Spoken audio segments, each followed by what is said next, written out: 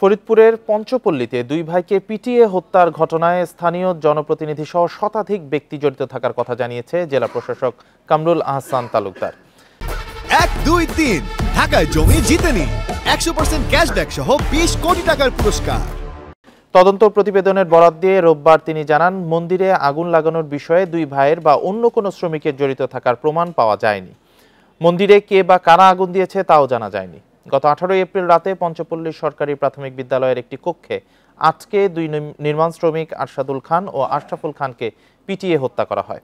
তাদের বিরুদ্ধে একটি মন্দিরের প্রতিমার কাপড়ে অগ্নিসংযোগের অভিযোগ তুলে গ্রামবাসীকে উত্তেজিত করে তোলে জড়িতরা।